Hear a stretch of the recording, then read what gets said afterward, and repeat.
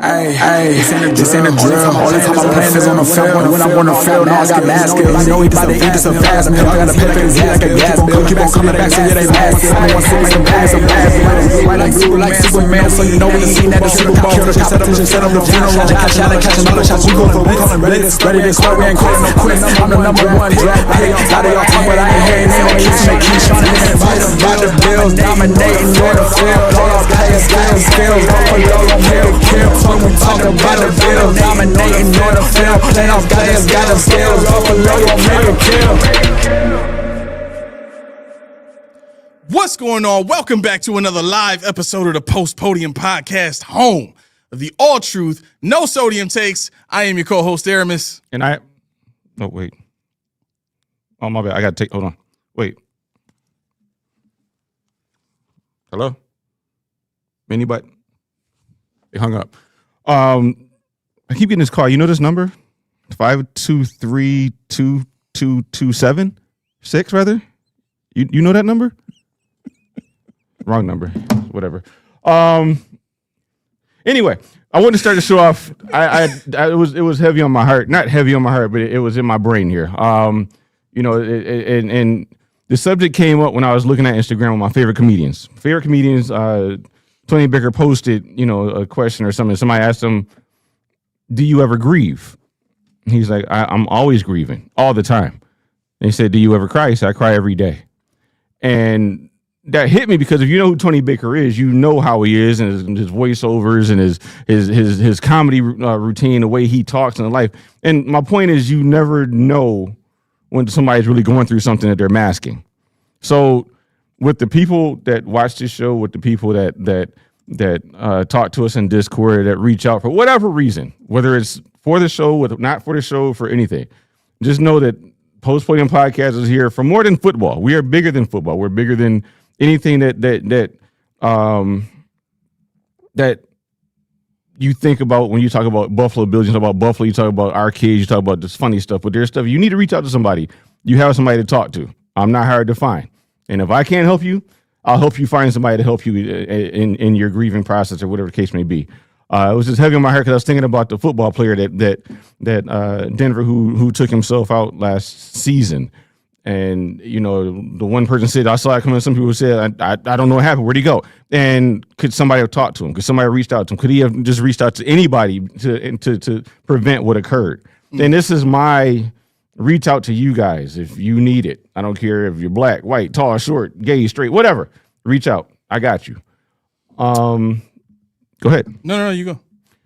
So I'm going to ask you guys because, we started late, but we got to talk about the coaching process. We got to talk about the press conference. You talked about the press conference, but I ain't getting my stuff off on the press conference. Okay, wait, real quick before we do that. We got 40 people in here with us right now. I need every last one of y'all, 41 now. Hit that like button, please. That helps us out while we're doing lives. You got to hit it while we're doing it. Don't hit it after. Hit it right now. If you like the show, if you like what you see, like what you hear, if you want to hear what Key's got to say, I need to see those likes go up right this second. Please and thank you. Go ahead, bro. So what do y'all want to talk? You want to talk about the coaching, or you want to talk about because you talked about the presser, but I got to. What you burning on, bro? I'm ready for all of it. I mean, Monday I was burning on life. Today, let's put it like this. I had to reshape my notes 1,000,000 times because every time I said I have it, some other bombshell comes out.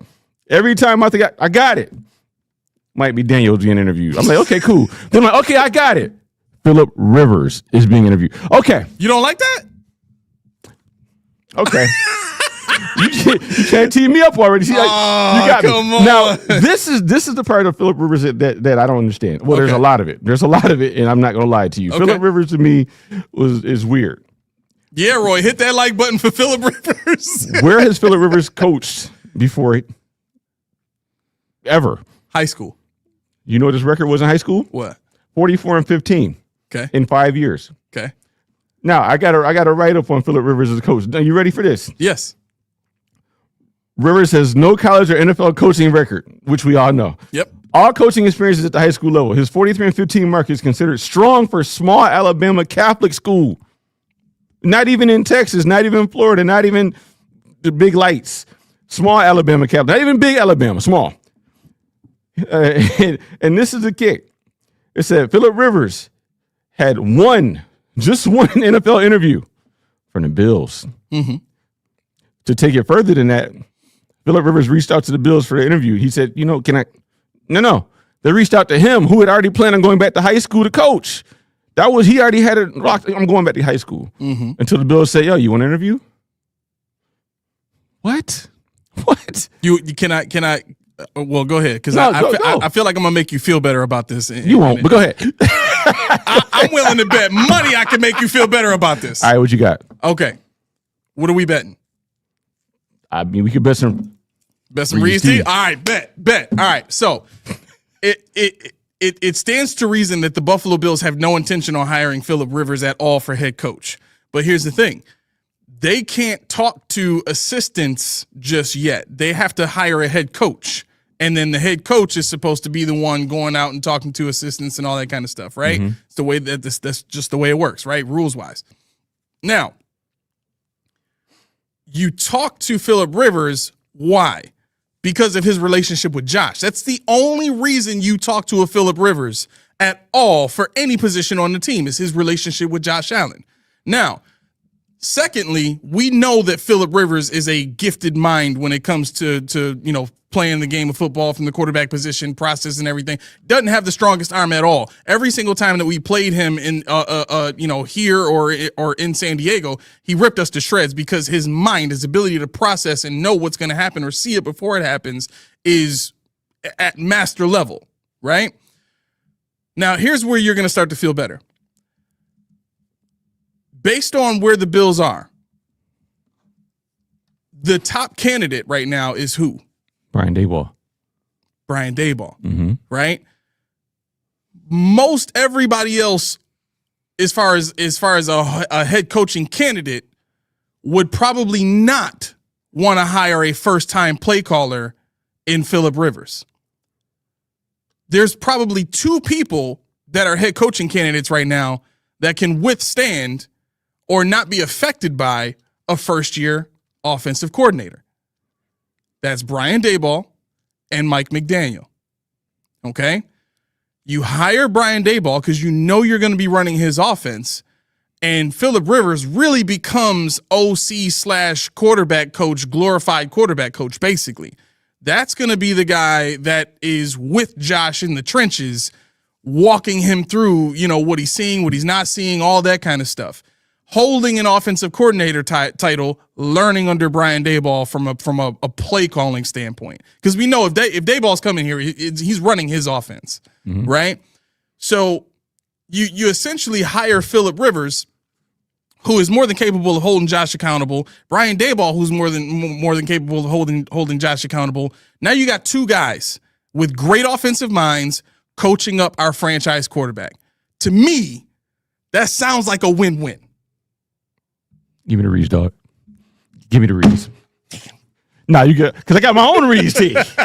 But no, and it's not just to be funny, but for me, if we're getting Daboll, I see where you're going with that. But somebody put in the chat also, if we're hiring Daboll, we'll say, does he want Phillip Rivers? Is that who he wants as an OC? Well, I think that's why they interview him. They've interviewed Daboll already, and they kind of have a feel for what he would and wouldn't accept. So if they've already had this conversation with him and even with Joe Brady, although please, no Joe Brady conversations. That's later. About head coach. We're gonna have a conversation about Joe Brady head coach. That's later. God, okay, all right. We're gonna have that conversation. I think I can stomach it. Oh, you I don't think you can, because I can't either. But I'm gonna have a conversation anyway. We gotta be impartial. And Daquan, I've never podcasted before this. Yep. This is it. So if you're saying I suck, that's why.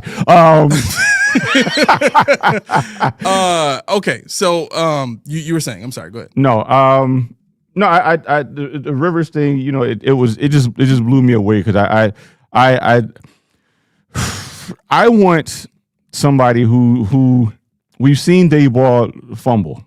We've seen him come on like gangbusters. I think Daboll has the player relations thing. I think he got it bar none. Because secretly I've loved watching his players and how and everybody said, how is he going to react to blah blah blah. I said he had Cam Scatterable.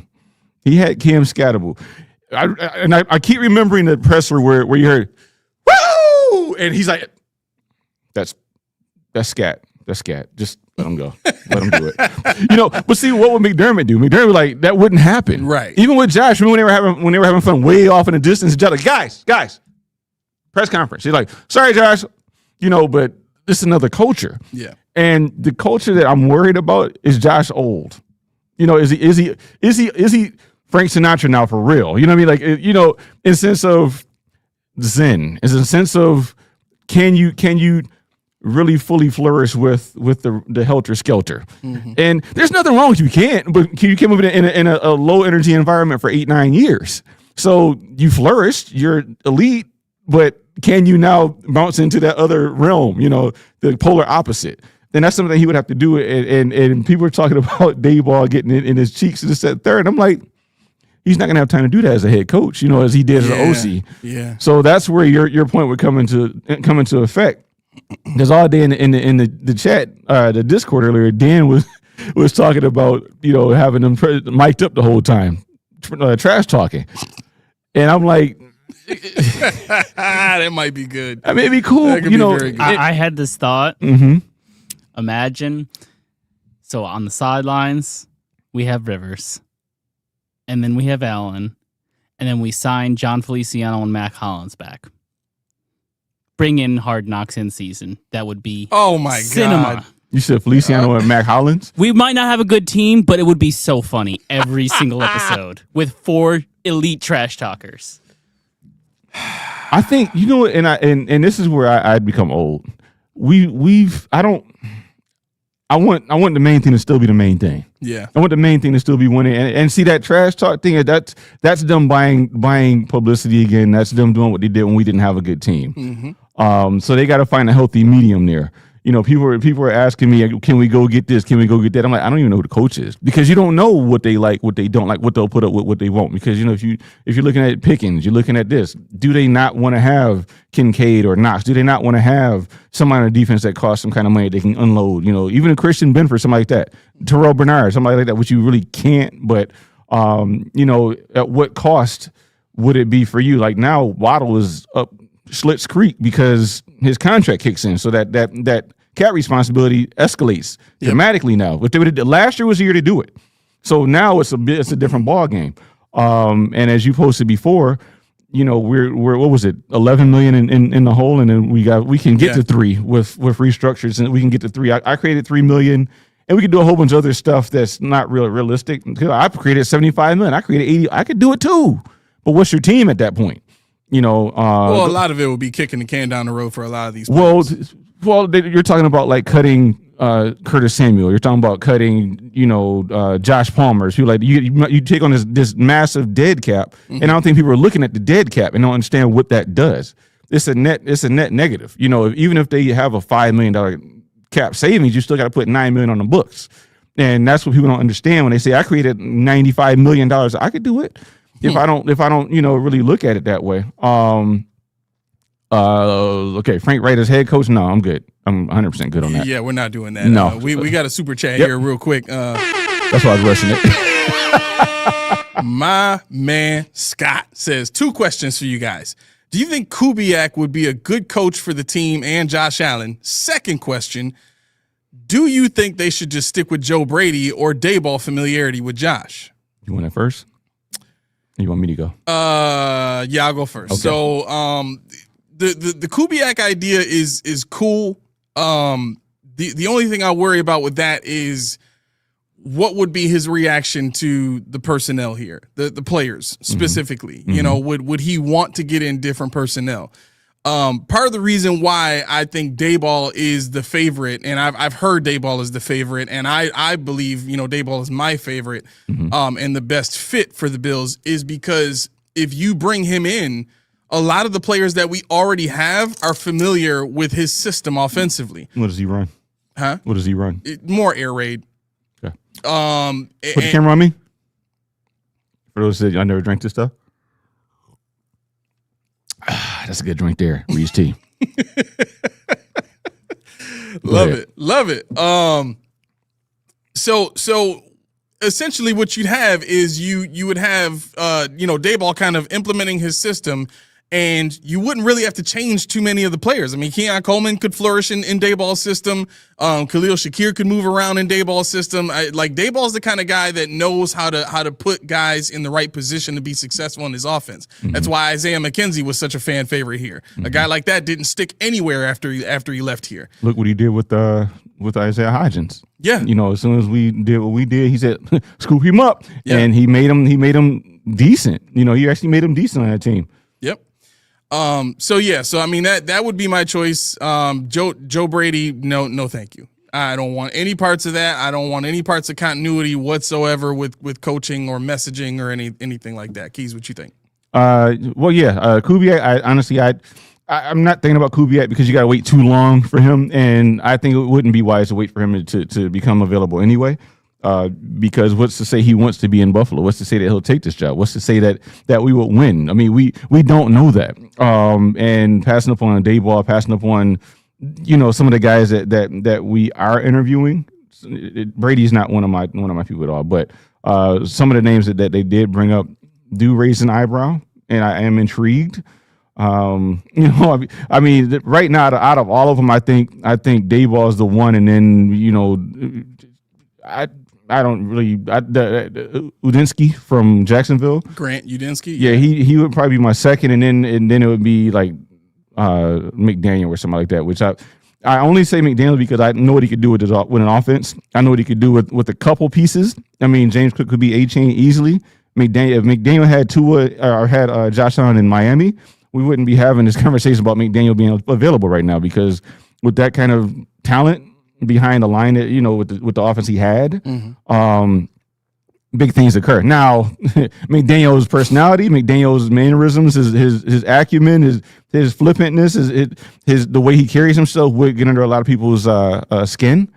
But I think this is just it's just not good. It's not the best, not the most awe-inspiring lineup of coaches for the job. Yeah. Yeah, that's the tough part for the Bills. Again, still, because Daquan is saying Daboll represents a dog returning to its vomit. He walked out on Josh for money. Josh succeeded without him. Daboll. I mean, you're kind of making something that's not personal when you say it like that. He walked out on Josh for money. I mean, everybody knew about his relationship with Sean McDermott, and everybody knew how tenuous it was. So you're saying you want Brian Daboll to stay for Josh's sake and take all of the arguing and power struggle between him and Sean McDermott for what? Put it like this. This is the quick answer to that. You see Joe Brady, you see Bobby Babich. Mm-hmm. They pass stuff up to stay here, and that becomes the standard. That becomes the gold standard for what somebody's supposed to do, which is show loyalty. Mm-hmm. That's not normal. Somebody that knows their worth doesn't put up with garbage. But Brady didn't have any worth till he came here. Like, to your point. What I'm saying is before this season. Yeah. He was a hot name in the last offseason, and he stayed. He came back. Right. When he could have got a head coaching job in New Orleans. They wanted him. He turned it down. Mm-hmm. And people was like, oh, yeah, well, he did it. Well, Babbage is doing it because he was a name as well. Well, why did he do it, though? Well, that's what I'm getting at. The point is, when you have somebody you know your worth, when you're headstrong like Daboll is, you're somebody that knows he can stand on his own toes, even if he can't, you're gonna take that leap of faith. Yeah. He didn't run for money, he ran for his own control, he ran for his own team. He was, like you just said, he was tired of fighting. He knew he could win it, but what's the point of doing it when you don't have to? I'm going to a place that got a high draft pick. I'm going to a place that got a GM that I know. I'm going to a place that affords me the ability to build my team in the way I want to build it without any kind of pushback. I'm out of here. Yeah. Yeah. Daquan says, team, hit the like button so we can start to get free or discounted Bills tickets. I do, actually. So we're trying to get there. We're trying to get, but again, we need the likes. We need those thumbs.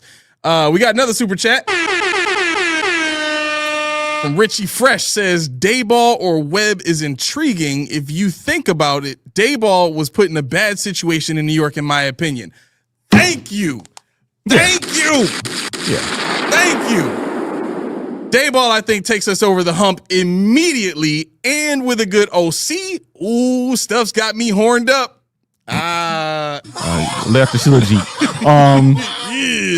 I mean, he's a UB fan. Horns up. UB fan. That's what is that what it is? Yeah. You sure? You sure? It sounds like you're being real helpful right now. Right?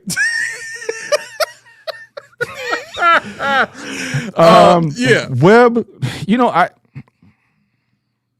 I don't understand Davis Webb. I like he's never called plays. I understand he might be a brilliant offensive mind, but can we get him some experience first? Well, my thing with Webb is he's got to be hands off with the offensive play caller. He's got to have a Daboll to be a head coach. He's got to have a defensive Daboll to be a head coach, and he's got to have two guys that respect him enough to listen to him. So I don't think a 30-year-old Davis Webb is going to command that kind of respect just yet. He would be too much of Josh's friend. I mean, they were teammates, for crying out loud. So would you feel the same about Grant Udinsky then?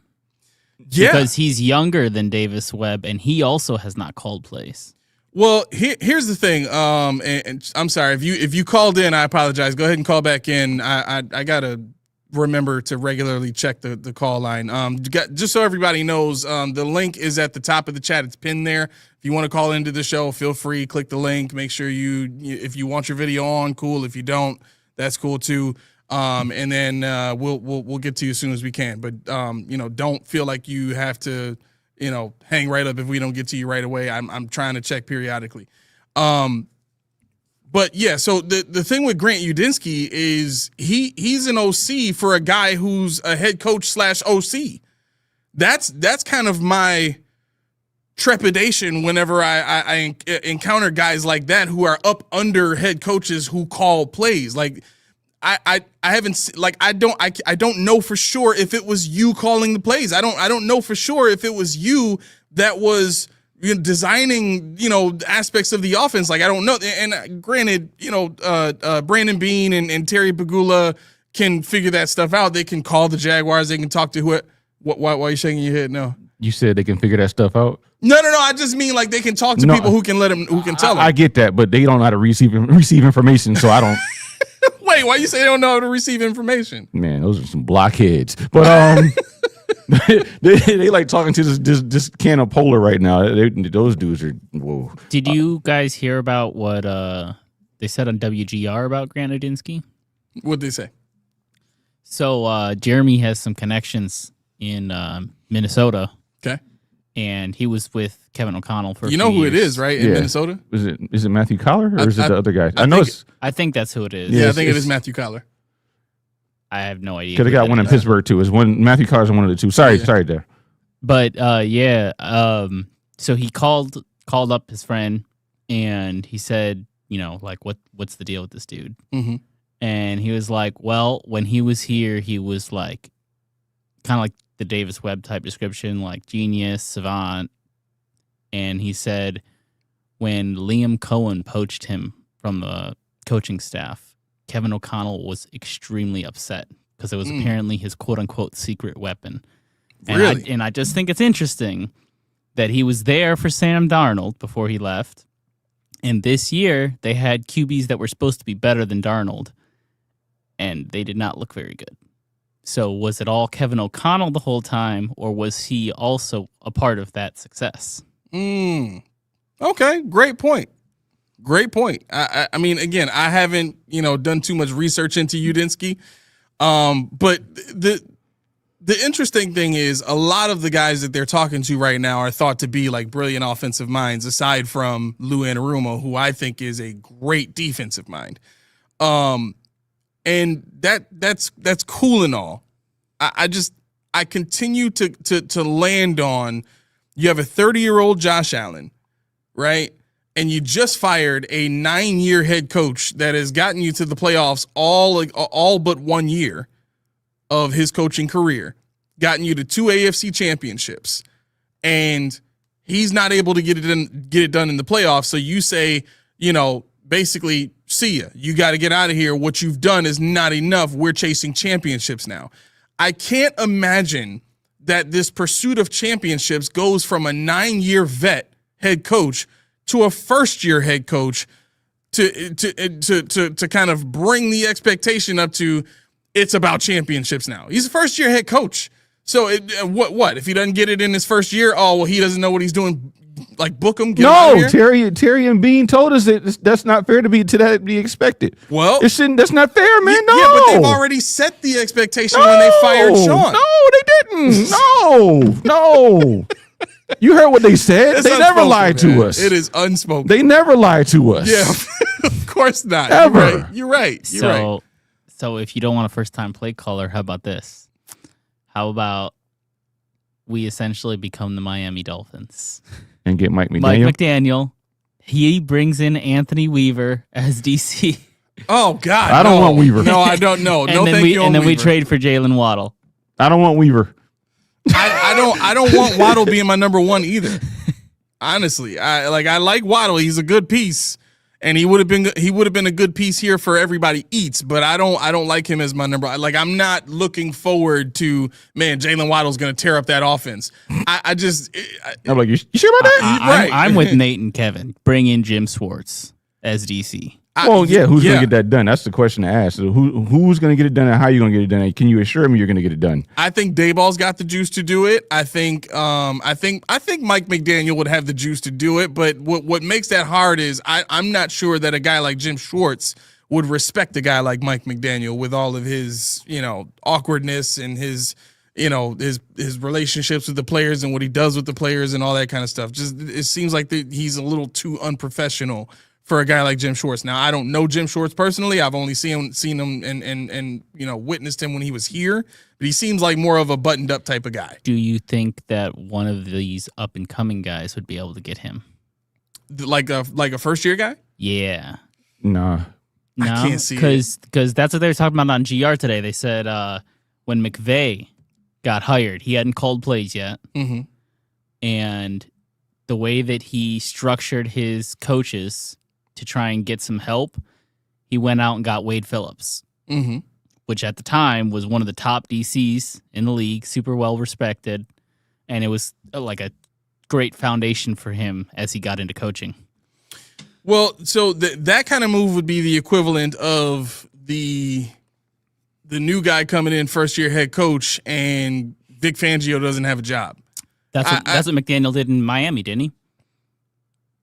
Fangio was his first DC, wasn't he? I don't think so. I don't think so. I have to look it up. I don't think so. I know he was with Fangio at one point. I don't know. Yeah. No. I don't think he was the first one though. No, okay. Fangio was there 2 years ago? It was before Weaver. Like Weaver got there after Vic Fangio. Yeah. So, but I'm willing to bet money that he was not the main guy that was there the whole entire time. You must have just got paid. You wouldn't have bet. Listen. Man, listen. Oh man, Bills Mafia is a house divided. I mean, until we have a head coach, yeah, pretty much. I mean, it's exciting but scary. It's not. It shouldn't be as exciting as it is. There's a lot. I have thoughts about. I'm trying to look this up here. Mike McDaniel's been there how long? He was there in 2022, and his first DC was Josh Boyer. Boyer was his first DC. He was there for 22. He was only there for a year. And then Fangio came in his second year. So you're close, Danny. Real close. Okay. He played Josh Allen that first year and was like, oh, crap. So, I mean, my thing about what were we talking about? Oh, shoot. Here, go ahead. No, I forgot what was the team talking. We were talking about Mike McDaniel. Yeah, so we were just talking about the idea of a first year head coach coming in and being able to sign a guy like Jim Schwartz as DC. Okay, yeah, it'll come to me. Keep going because I had. Oh, that's the way. That just reminded me. Yeah, my thought process is this. Okay, so we got rid of Sean McDermott, unloaded him. Brandon Beane's still here. Brandon Beane has been lauded by Terry Pagula through the whole press conference. Brandon Beane gets all the respect, he gets all the praise for this roster. This roster is Super Bowl roster. This roster is great. We got all the stars, we got all the talent. We're ready to go. Mm-hmm. When you fire a head coach, why is it that we're not hearing about all the assistants and the scouts and what are we doing with them? I mean, normally, Babbage, he hasn't interviewed for anything. He hasn't been sequestered for anything at all. And Normally, when you fire the head coach, there's a sense of I'm scared, you know. So I'm interested in what the future is for those guys. Right? Basically, when this happens, you always see this mass scatter. You see the scouting; they're dissolving this. They're not going to dissolve the scouting room until after the draft, at least if they do. Terry Gray, all right, you're now the assistant to the GM, which is the pro personnel, the pro football president of operations. You didn't get promoted yet. Are you going to be promoted with Brian Gaine? Are you guys going to be a co-GM under the umbrella of Brian Daboll? I'm not Brian Daboll, under Brandon Beane. When I watched that press conference, and I'm going to say this is my disclaimer. Everybody here knows I wanted Beane gone, and everybody here knows I was okay with McDermott being gone. I was indifferent. But I think when you watch that press conference, if you like the press conference, you already had it made up in your mind that McDermott was the sole issue, and we're moving forward. Ding dong, the witch is dead. Blah blah blah blah blah. But if you watch that press conference for answers, I don't think you came away. I don't know how you could have come away with your stomach full. I don't see you getting the nourishment from that press conference, because there's a lot of back talk, a lot of double talk, a lot of stuff didn't make sense. But people that don't like McDermott, people that love Beane and trust Beane, and it's that big baller and whatever the other acronyms we have for him, they're going to depend and listen to what he said and take it as face value because he got us this far. Go do a super chat real quick when I'm okay. I don't want to take too much. No, you could. Real quick, we got a couple of super chats here. First one is from Richie Fresh, says, Waddle and my two sleepers. First is Drake London, a.k.a. Keon Coleman, being used correctly. That's not in the super chat here, but that's what I call Drake Creative London. license. Yep. Richie, you can take $1 away for that because he added. Second, and yes, realistic, go get Justin Jefferson. Yeah, we actually talked about that before the show. The price tag on that, you're probably looking at a couple of firsts and a mid-round pick to go with that at least. And that's to start. Now, the part of that is he's coming with a big contract too, so you may not have to give up a terrible amount of picks, but considering that both of your first round picks are going to be in the mid to late 20s, I think it's totally worth it. You give up those 2 first round picks and whatever later round picks you want to give up. You get yourself a bona fide number 1 that has shown himself to be unstoppable when playing with a good quarterback. And you add on to that the heightened floor of the wide receiver room that we now currently have that Stephon Diggs didn't have when he was playing. I think that makes for a dominant wide receiver room in what should be a much better offensive scheme too. Barring the hiring of a defensive minded head coach, that and our run game, glass half full and prepping for Super Bowl 61. Yeah. I'll take the Justin Jefferson move over Waddle or London any day. All day. Yeah. I mean, like you said, London is just Keon coming in a system that knows how to do it. That's it. And I thought about it. What happened to Raheem Morris? He is being considered for defensive coordinator positions probably now. That's my thing. Yeah. That's the name that I'd be like.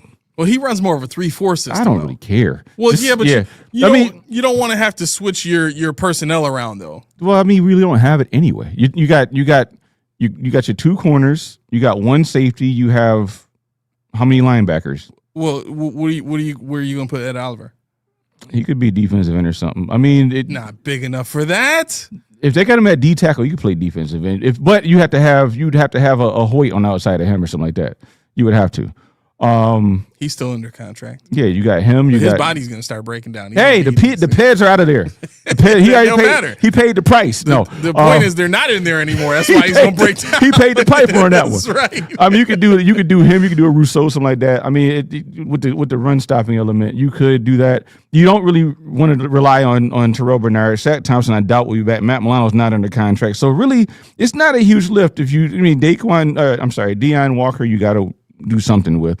An odd front, you could massage it into a 50 front, which you still have. So let me ask you this: Are you saying this from the standpoint of it's possible to make it work, or are you saying this from the standpoint of you want Raheem Morris? No, I haven't heard his name at all, and I think with the tenaciousness of his defense, that defense along with our offense, those kind of concepts with a defense that we have that doesn't really have a defense set, because any defensive coordinator that comes to Buffalo is going to get to pretty much rearrange the whole thing. We don't have anything. Well, no. So, so that I kind of want to, and no disrespect to you, but I kind of want to squash that mentality that whoever comes here is just going to be able to overturn whatever. Well, that's not the point. The point is they have to build a defense because we don't have the pieces. We don't have anybody physically in the roster under contract. Yeah, but they do. Who? Brandon Beane and Terry Pegula. Like they said, they feel like they have a roster good enough to win a Super Bowl. Right, but they're not on the roster is my point. You don't have guys on the roster. They're not on the roster. Milano's not under contract. No. I get it. I mean, I have the list of free agents. Are they going to bring them back? Because the guys that they had are not here, so they physically do not have a roster on defense. No, they do. So I'm going to go through the list of defensive guys that are free agents this coming season. Okay, Joey Bosa, go on. DaQuan Jones, go on. Larry Ogunjobi, Matt Milano, AJ Epinesa, go on. Trey White, go on. DeMar Hamlin, go on. Cam Lewis, go on. Jordan Poyer, go on. Shaq Thompson, go on. Jordan Phillips, go on. Darnell Savage, if you want it. Go on. Okay, so who are your defensive ends starting? Greg Rousseau and Mike Hoyt. Okay, if you do a 3, okay, we'll say you do a 3-4. So Mike Hoyt's going to be okay. So who are your defensive tackles? Well, you still got T.J. Sanders and Deion Walker, and then you got Ed Oliver. Yeah, T.J. Sanders. No, we're not doing that. That's fine. You can cut him. I'm you can joking, put man. him in a Relax. box and ship him to China. Okay, who's your secondary? Your secondary is you got Christian Benford, Max Harrison, and Cole Bishop. And you got my guy. Who, Hancock? Yeah. You got to believe in them because they pretty much want to. Well, you still got Taylor Rapp under contract too. So listen, I'm just telling you that they can field a defense right now without having to sign anybody. And they can field a decent one, but you got to make it better regardless. You still got Dorian Williams at linebacker too. You could get away with putting him in the middle and moving Terrell Bernard over. 4-3. Huh? He could play. He's versatile too. He could play a 3-4. Yeah, he'd have to put a little bit of weight on. He'd have to put a little bit. 245, 242.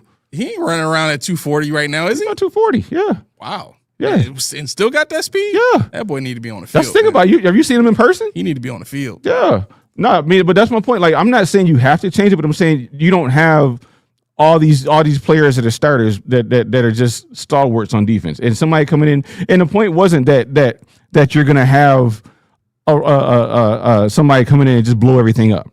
The point was you got a lot of question marks on defense. The defense has been bad. Yeah, this is something that you could massage into a different scheme. Okay. Now what I'm saying is you had like some Jim Schwartz and then somebody like Jim Schwartz coming back in after him. You'd be like, okay, this is defense. This is a number one defense. You're not going to tinker with this, Rex Ryan. But we had a bad defense. What can you do with this? What would you add? What would you subtract? Would you make it a 50 from? Would you make it a true 40? Would you get rid of the nickel? Would you make it a true a base 3-4, base 4-3? There's ways. What I'm saying is it needs to be changed. So somebody like Raheem Morris or somebody that has the mentality to make this defense great, now you can tinker a little more than you could if they were already great. Your point about it needs to change means what? Overhauling the roster? No, you could overhaul. You could overhaul. You could if you wanted to. Beane and McDermott and Pegula, but you don't have to. My point is, if you have somebody come in, they'll say, okay, you know what? I know Terrell Bernard was always a middle linebacker, but I like him better over here. Because Milano's not there anymore. It's wide open out. But do you remember what it looked like when Rex Ryan tried to do that? Well, Rex Ryan changed a good defense. It will be even worse if you change a bad defense. How much worse did you get than a bad defense? That's my point. But what I'm saying is, with the guys that we have on defense now, if you just change the scheme or get some coaching in there that knows how to put these players in a better position to succeed, because I think that's really what it's about. That's where I'm going with it. That's what I'm saying. Yeah. I think Jim Schwartz fits that better than anybody right now. Well, he might not be there. But that's my point. We can't just say Jim Schwartz. Like, who else? And I'm saying Raheem Morris is another name that nobody's talking about. The point is, get me another guy that can come in and keep these players playing the positions they already play. Except for like maybe Terrell Bernard, there's a couple that should be moved. Yeah. Right. But not change, overhaul the scheme. Like, I wouldn't go from a 4-3 to a 3-4 just because a good coach is coming in to influence his aggression and his, forward thinking and that, on the team. Like, that might be a little too much to chase a championship. And like, to be clear, everything that we're talking about right now has to sizzle in the pan of the front office believes that they have enough pieces right now with Josh Allen to go win a quarterback. In Terry Pegula's mind, we're just a good head coach away from winning a Super Bowl. So I get what you're saying in terms of let's get a guy in here that we know has produced good defenses before. I get that, and I understand the thinking. I'm with you on that, but I would just tweak that in the form of let's get a guy in here who's a great defensive mind, who's done it before in the scheme that our current players currently play in. Because to me, once you start getting into, making Ed Oliver a 3-4 defensive end and making Deion Walker a nose tackle and TJ Sanders has got to be an outside linebacker and Terrell Bernard, what are you going to do with him? You got to push him back to safety because he can't play in a 3-4 at all. You know what I'm saying? Like, stuff like that. It's like you don't have to move all those pieces around. You can just go find a 4-3 guy that knows how to put these players in a better position. You might be doing too much by bringing Raheem Morris in. You might, but I'm not going to limit it to that. That's what I'm getting at. Like, my thought process isn't to go to a 3-4 because it's trendy if it's trendy, or a 50 front because it's trendy. But what I'm saying is if you got somebody that's better than Bobby Babbitt that knows how to move somebody to a spot where they can be an all-pro. If you got somebody that's sitting on the bench that's like, oh, I can do something with Jordan Dreesen. I can make Deion Walker a elite player. I can do something with Rousseau to get him 10 sacks. Get him here. I don't care if I got to change the 50 to a 50 to do it. I don't care if you got to add somebody. The 3-3-5 works sometime, but that Taron Johnson BS, we got to make our whole defense a 4-2-5 because Taron Johnson. No, that's over with. That's changing. That has to change. Yeah. I'm not saying you have to change the whole scheme, but you might want to have somebody with twist. You might want to get a defensive tackle that's more immobile, that can move Russo and get him open. Scheme him the way McDermott and Babbage couldn't do it. Yeah. But right now, my thing is it wasn't Raheem Morris that I have to have here, but I'm saying I haven't heard anything about him, and everybody's fixating on one guy, Jim Schwartz, who we don't even know if he's available, if he wants to come to Buffalo. That goes into the point where I was making it with Kubiak. You wait for Kubiak, and then he says, "Up your nose with a rubber hole, Buffalo ain't coming there." You're like, "Oh shoot, now we got to go with Joe Brady because we have nobody left." And Daniel's going, Daboll's going, this guy's going. So I'm just trying to throw other options out there that might be available that we didn't think about or hadn't talked about yet for the sake of the conversation. What would be really cool right now? What? If we took a poll out and see what the folk in the chat think. Okay, I already did. You already did? Beautiful. But beautiful. You can only have 4 and at a time in the poll, so it wasn't the best. It's fine. It's fine. I put Rivers, Daboll, Udinsky, and Brady. Joe Brady got 2%. Wow.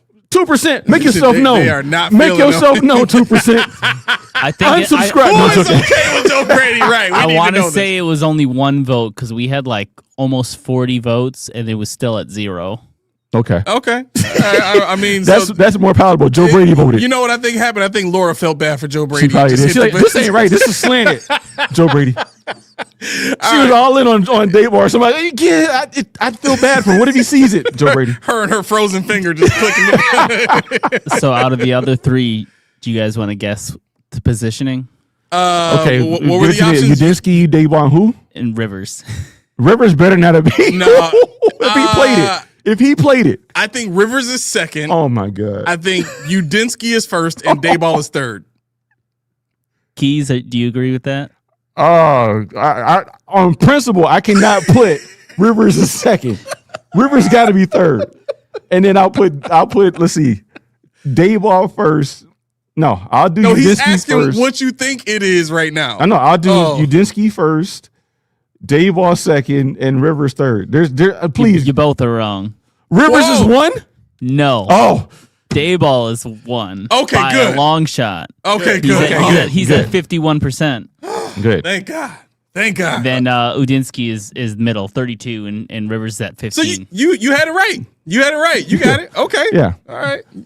You on point. You on point. I'm about to say, oh God. So do you want to do another poll with updated coaches now that we can get rid of the bad ones? No, let's go with defensive coordinators. Let's go with right. Yeah, see if you can find. We got Schwartz and Arumo. I guess we'll throw him in for. Well, Anarumo's got a job already, so if he's got to be a head coach. Yeah. So we I guess you can go Weaver, Raheem Morris, Zach Orr needs a job. He's interviewing for a job. Mike Pettin. No, I'm sorry. Oh God, no, no. His defense actually wasn't that bad, was it? I can't remember. It wasn't horrible Mike when Pettin he was only good when he was with Rex Ryan. That's the only time he's ever had a good defense. How about to say only time? Because I remember I called him Mike Latrine and Nate couldn't hack it. That's why I kept calling Nate couldn't hack it and Mike Latrine when they hired him, and I'm like, it was terrible, bro. Yeah, it was a tire fire. Terrible. So who else will we be? Who else? Okay, so Weaver, Jim Schwartz, Raheem Morris, and Anthony Weaver. I don't think Weaver's going to get a head coaching job. That's 3. Do you have a fourth? Wait, Raheem Morris. Jim Schwartz. Zach Orr. Zach Orr, yeah. Oh, Zach Orr. Okay. Yep. All right, we got a couple of super chats to get to real quick. Too much fun. Here I know. Billy D says first and second for Kyle Shanahan in a trade. You taking that? No. No? No. Not at all. No. Dan, you taking that? Say it again. Sorry. A first and second round for Kyle Shanahan. Oh heck no! I don't. So I lived in Atlanta during the Kyle Shanahan years in Atlanta. Okay. And I can't for the life of me understand why people in Buffalo are so obsessed with this man. He is a great offensive mind, but as far as a game manager and a head coach and a situational coach, like, because he had full control over that offense in Atlanta during that Super Bowl, where they just plummeted in the second half. Yep. And, like, people are pounding the table for this man. They've been pounding the table for this man for years to try and go scoop him up from the 49ers. They can keep him. He's been to 2 Super Bowls, right? Yeah. And choked them both away in the back half of their game. Yeah. Yeah. Actually, have they been to 3? Under Shanahan? Well, no, 2 as a head coach, but technically. Yeah. So one with the Falcons and 2 with the 49ers. Yeah. Yep. So 3 times total. Yeah. It's not bad. I mean, again, it's like Sean McDermott. Sean McDermott can get to the title game, he just can't win it. Right? He can play well against, teams with, decent quarterbacks. I guess maybe not anymore because Bo Nix beat us. But with a broken ankle. Yeah, with a broken damn ankle. All right. Another super chat here from Daquan. 40 Keys and Aramis, you are the GM. Round 1, 2, and 3, what position are you drafting? I'm going receiver 2 times, then pass rusher. What you got, bro? For me, I'm gonna go to. I just had to check something real quick. Round 1. Round 1. It depends. Like my dream. It depends on who the head coach is. But my dream. And we just poo-pooed it a little bit, but I would like to have an elite pass rusher. I don't want compressors. I want that bendy dude that touches grass every time he gets off the snap. So that would be one of them for sure. Receiver for sure, and I think for me, I want to go a bruising linebacker. I think I would actually want to do a linebacker. Yes. Yeah, that's going to be very important for run defense. I think I'm with you on that. I think. We were talking about this before the show started. Receiver is not that deep in this draft. I mean, there's a couple of guys you like, but if you can find a way to get them in later rounds or something like that. It's not top heavy at all. Yeah. So I think, and this is supposed to be a deep linebacker draft too. So I think if I'm gonna really invest in what I need, I'm probably gonna go defensive end. I want to try to find a pass rusher. I'll go linebacker in the 2nd round, and then 3rd round I'll go wide receiver. I think you can find a decent guy to step in to this crew. And I mean, Josh Allen in the right system. When we were when we were playing with Daboll as our offensive coordinator, that was an offense that we could plug any receiver into, and Josh will make them look good, right? So I think going back to any offensive system that's competent and not trying to force Josh, into a box of, you're only going to play under center. You're only going to, play in a West Coast system. You're only going to throw to tight ends and underneath, bubble screens and all that kind of stuff. Like, if we can get him into a real offense, I'm sure he can make any receiver we draft in the third round look good. The other part of this too is the Bills are going to want to see if this offensive mind can do something with Keon Coleman before they have to decide what to do with him in that fourth year. Yeah, and I'm glad you mentioned it. We have another super chat at all? Yes, we do. Okay. Yes, we do. So real quick, I'll hold off. Yeah, go ahead. Richie Fresh says, has anyone had the thought that McD maybe ain't so polished as we think? Still a bunch of openings and haven't heard McD's name yet. Think about it. I've heard his name. I heard him connected to Cleveland, but you haven't heard him with a desire. He said he wants to coach, but I have heard his name, and you got to remember, people already have their coaching lineup set up, and nobody outside of Buffalo thought McDermott was getting fired. They didn't think that was going to happen. So they got to readjust everything to get him in. Well, and go ahead. I was just gonna say, I think it was Cato last night on a show made a great point, and then I looked into it some more. And Andy Reid, no one expected him to be gone from Philly. Mm-hmm. Mm-hmm. He got hired within 4 days. And then Harbaugh, this coaching round, people weren't sure if he was going to go or not. So maybe that's a little more, of a prep. Mm-hmm. But he got hired within a week too. Okay. It's approaching a week for McD, so we'll see if we start seeing if he gets an interview scheduled at least. I do hope the Browns hire him so that Jim Schwartz will not go back there. McDermott is going to call all his guys from here and bring them all over there. Mm-hmm. See ya.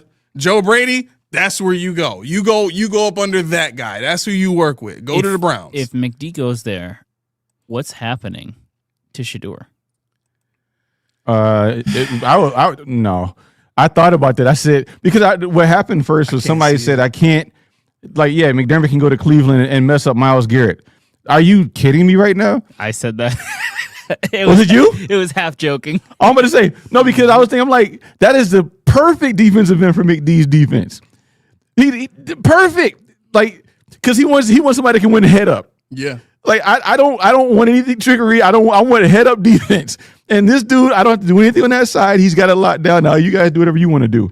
But that was funny. I'm like, if he goes to Cleveland, him dealing with Shador would be an ordeal. That would be an ordeal. And he had to do it. Dion, he had to do it. Yeah, real quick, if you're enjoying the show, please, we got 102 people in here. Can we get all 102 of you to just give us a thumbs up? Give us a like real quick. We got a super chat to get to real quick, but I'm going to give you all a second to go ahead and give us a beautiful thumbs up if you would so please. I'm going to give you an applause while you do it. Whatever platform you want. Like it, thumbs up, heard it, wherever you watching. Thank you so very much. Wherever you watching. All right, last super chat so far from Richie Fresh. The Shanahan can't beat Chiefs either. Hard pass. It's true. He's lost. He lost to him in the Super Bowl. They came back on him. All right. So somebody mentioned Keon. I don't know if it was you or somebody earlier. No, you may have said Keon Coleman right on the last super chat. I don't remember, but you might need an extra inch away. Okay, there you go. But yeah, somebody you may have mentioned Keon Coleman's name and how he's got to work with Pagula or whatever. And I just thought that was the demise of the press conference. That right there, the Pagula. Oh, when they brought him up, yeah. I mean, because Brandon Beane was gonna answer the question. You saw it. It was like if you ever. Well, I don't know if you've ever seen the Temptations movie, but it was like when they were getting ready to sing "Ain't You Brought the Beggar" or whatever, and Otis gets up there and he has Paul has a mic in his hand, and all of a sudden he's like, and you see the mic disappear. Because he snatches out his hand. He's like, let me interrupt here. He says, Brandon Beane did not want Keon. That was the coaching staff. So, funny thing about this, Mr. Pagula, you old buzzard. this is the social media age. This is the age of everything is recorded. So, Smile, you're on candid camera. If you want to pull that clip up for me. Because, yes. Yeah, that first clip, because I think this is you got it up at the top there. I think that's it right there in the IG. Oh, yep. That's right. And furthermore, yeah, Josh did want Keon. Actually, I'm gonna just do it from here. Okay, good. And but Pagula, you know what? You gave anybody that's over 70 a bad name. You sound like you're 93. You sound like, you gave people 90s a bad rap as well, because quite frankly, you didn't sound like you knew what you're talking about. You didn't sound like you were really even in the room with them when they were asking questions. You intervened with questions because you wanted to pull a damage control. That's all it really was straight damage control. So we got you on camera, sir, and we know the truth. And anybody in here that knows it knows the truth as well. All right, so let's share the screen, and we're gonna go with. It's so funny too, because if Pagula never interrupted him, he would have had the most politically correct answer, and He would have. He was about to do it. No one would have batted an eye. He was about to do it. I just want to pause this. I don't even know if I can back it up or not, but all right. They know that part. So yeah. Okay. All right. So here we go. Let's go ahead and play it. Well, make sure the sound is on. All right. Here we go. But he wasn't his next choice. That was Brandon being a team player and taking advice of his coaching staff, who felt strongly about the player. And, he's taken, for some reason, heat over it and not saying a word about it. Wow. I'm here to tell you the true story. Go on. Big surprises. Yeah, Brandon Game. You said what? Yeah, Brandon Game. Big surprises. Look at him eating that popcorn. He confident.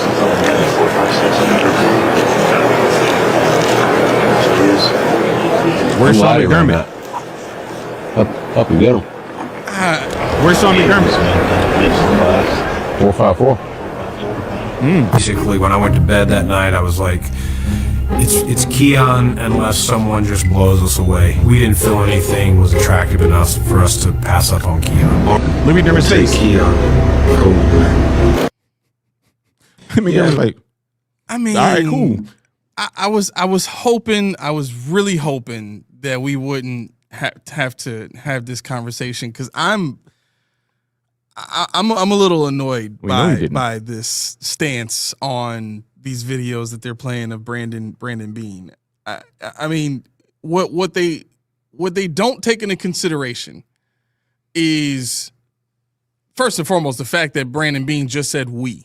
Like, that's the guy that we were looking at. The other part of this is Sean McDermott doesn't have to be in every single room of every single meeting of every single time that they have an opportunity to talk about Keon Coleman or hand the card in. So this conversation of them agreeing, and now, granted, in the press conference, Brandon Beane did say we had him on at different, levels in terms of, like the hierarchy of players that they wanted to draft or whatever the case is. But Brandon Beane also knew that Sean McDermott wanted him. So what was the other thing that Terry Pagula told us? He told us that these guys have been working in tandem this whole entire time. Sure, what is Brandon Beane and Sean McDermott said the entire time? They've been working in tandem. I wouldn't say the whole time. That fell apart as of later. Well, it fell apart earlier than that. Technically, we don't know if it was McDermott that wanted Keon. We don't. Because Pagula specifically said the coaching staff. Well, that's also a good point. I just want to say real quick. I don't want to get caught up in Brandon Beane lied because Terry Pagula said that it was the coaching staff. Well, Brandon Beane didn't lie. It just had nothing to do with Brandon Beane. Terry Pagula is a bumbler, because Terry Pagula was in the room with him. Not necessarily a lie. We don't know if it's the truth either. But the point is, don't put everything bad that happened on Sean McDermott and talk about the roster is great. This roster is a Super Bowl because Beane built it. But everything bad was Sean McDermott. He said that. Yes. And well, he didn't say that. And he said that Brandon Beane I got it. I'm not going to go through it because we don't have a lot of time. We started a little late, but Okay. he said that Brandon Beane, verbatim, was the reason we have Josh Allen. He said Brandon Beane, verbatim, is the reason why we got as far as we did. He said Brandon Beane and his in the scouting department are the reason why we have it. Everything that was good, he said Brandon Beane in front of. And then after when things fell apart, it became Keon became Sean McDermott. My question is, when did McDermott sign his death certificate?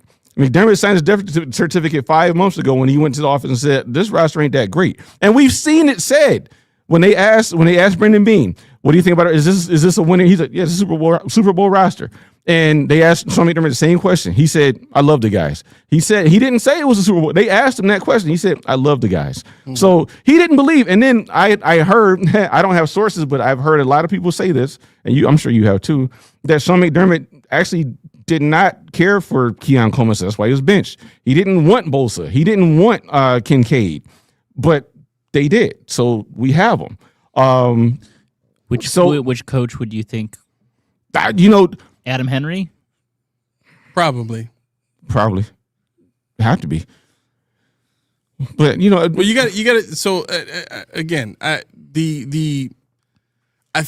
the mindset on this has to be a little more open than it seems to be. You know what I mean? I think we're getting too caught up in trying to point the finger at Beane and being pissed off that he didn't get fired, that we're overcompensating by defending Sean McDermott. No, I'm not defending Sean McDermott. I'm just telling you what Terry Pegula said is just BS. Beane didn't say. I didn't think Beane said anything inherently wrong. Beane didn't bother me. He didn't get to talk. But it was the fact that everything that was bright this way, because he's here sitting next to me, but everything that was, because you know damn well this ain't no Super Bowl roster. There's 1-2 people on this team right now and other teams that helped us out get where we are. I mean, because think about it. If the Chiefs would have made it, if the Ravens would have made it, if the Bengals would have made it, where would we have been with this team? Had they beat us, would we have been in the playoffs? We don't know. I think the quote that Terry Pegula said in this press conference that means the absolute most towards his mindset on the move that he made is when he talked about power play guys, because in that conversation there, in that comment, he was adamant on, if you're a power play guy, you're out of here. I don't like power play guys. The other thing he said in there is something to the effect of, now I could be wrong, and Brandon, if Brandon Beane was one of those guys, and he'd be out of here too. But I could be wrong, right? The second he says I could be wrong, that tells me this is not a move of him specifically choosing Brandon Beane over Sean McDermott. It's more so a move of, I'm not about to bankrupt myself staff-wise right before free agency and draft. That's what I'm not about to do. I know that this scouting staff can find good players. They found me good players before. We have guys here that I like, right? So why don't I just get Brandon Beane into a position to run the show, since I don't know anything about this, and I don't know enough to go and hire a guy that does know anything about this, and I don't even trust going out and trying to have a hiring process for a president of football operations. He's not Arthur Blank. He doesn't know enough. He hadn't been in the league long enough to know who the guys that you can trust and who the guys you can't trust are. So you keep Brandon Beane in office so that he can handle that stuff, because you trust him, right? Whether he picked good players or not, whether he had a hand in some of the debacle picks or whatever the case may be, at the end of the day, all of those players have been enough to get us to 2 AFC championships. All of those players have been enough to win 5 AFC East titles. As much as I've hated all of that, because I've always felt like it was never enough to get to a Super Bowl, and ultimately you and I were right about that, I don't think that we should be trying to destroy Brandon Beane for still being here because of the state of the roster. I've always maintained that so much of the issue with this roster is the way that they're used. You know what I'm saying? Well, to a degree. I can go with that to a degree. Like I said, with the defense, there are some people that are out of position There's some people that ask to do things that they can't do. I'm sorry. Did you need the chat up there? No, I was just trying to catch up because it's too small in the live feed. Yeah. I'll see if I can make that bigger. You can just make it. You could just. Oh yeah, you leave it. I got you. Yeah, I mean that's the thing. Like, it's not a Beane slander. Beane was there, and Beane may have said, like he said, I made the pick. It was my pick. I'm the one that did it. Fine. I'm not crucifying. I promised Mafia Sports Report last night I wasn't going to crucify Brandon Beane, but there are things that need to be said about him in a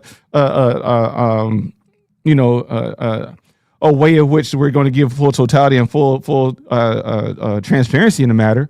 Mm-hmm. But nah, man. I mean, the thing of the matter is when everybody said, "Oh, this is Brandon Beane, poor him. He's just doing everything that made." I can't use that because clearly, months ago, Brandon Beane and Sean and Terry Pagula were on the same page. This he's undermining us. So that means you knew you had levity. You knew you had some kind of standing in there. So if McDermott wants whatever, if McDermott said, I want Bosa, and you thought Bosa was not right for the DB, you say no. No, I'll get you something different. I'll get you something a little younger, get you, Michael Hoyt, whatever the case may be, Larry Ogunjobi. I'm sure McDermott didn't say, oh, he's about to be suspended. Sign him anyway. No. So these are the things that I'm saying that Sean McDermott said, hey, what about Ogunjobi? But it's Beane's job as a GM to buck up and say, you know what, Sean, I got him in here, I signed him, and then it ain't gonna work. It's broken. We got to let it go. And then, the power play move, there's a lot of stuff that makes sense now. With regards to McDermott really liking Jamarcus Ingram. Well, we really wanted him back, but he got picked up. Darius Slay, we talked about it, and he didn't want to be here. Cool, that's fine. But then there's other examples of things that went through our hands. Waddle. Why didn't you get Waddle? Because you knew that was going to be a piece that was going to make this offense go at some point? Was it that you wanted to get this guy out so you can get another guy and build your team in their likeness? You already had it planned. You knew, in my mind. So I'm not giving you all these resources. So that's why when McDermott says, ask Beane, that's a Beane question. To me, now that he's fired, after this game, it's saying, well, yeah, I know you wanted. Well, I could have got him, but not for you. We going. This will be the kill shot. This your swan song. Yeah. And I think in the back of McDermott's head, he's like, ask Beane why he ain't doing what I'm trying to get done. And that's kind of in hindsight what I'm looking at. Yeah. I understand what you're saying. I understand. I get it. Did you hear what Richie Incognito said on that show that he does with Aqib Talib and Skip Bayless? I didn't hear the conversation you guys are talking about, but I heard the other one where he said it was ridiculous to get rid of him. Okay. Yeah, I heard that one. So he said on the show that he had heard that before the season, Terry Pagula already had it in his mind that he was going to fire Sean McDermott if he didn't make the Super Bowl. Mm-hmm. And so what I did from there is, and I was just talking to somebody about this today, when you add that into the timeline of the Vic Carucci report and then the loss in Denver, it paints a very clear picture of what happened. Terry Pagula is already, because Terry Pagula told us in the press conference that he had several conversations with other owners that had said to him, like, yo, you've been high, you've been this seed, you've been that seed, you've been dominating the AFC East for as long as you have and made it to the playoffs and got all these playoff wins without a Super Bowl. Like that's a problem. Like what's going on? And for an owner like Terry Pagula, who he seems very emotional. He seems to make, some emotional decisions, especially with personnel. He values relationships. He even started his oil company with money from his family. So like the community aspect is very big for a guy like Terry Pagula, right? Now I'm saying all this to say that Terry Pagula is having these conversations with owners in the offseason. Then he gets it in his mind, well, you know what? Based on everything that's happened, Sean hasn't been able to get it done. If he doesn't get it done this year, we're going to ship him out, right? Then comes the meeting that Vic Carucci reported on, right? Because here's the other part of this too that I wanted to bring up when you were mentioning this before. Sean McDermott took every opportunity this season to point the finger at Brandon Beane. That would only make sense if somehow word got back to Sean McDermott that Terry Pegula was planning on firing him at the end of the season if he doesn't make the Super Bowl.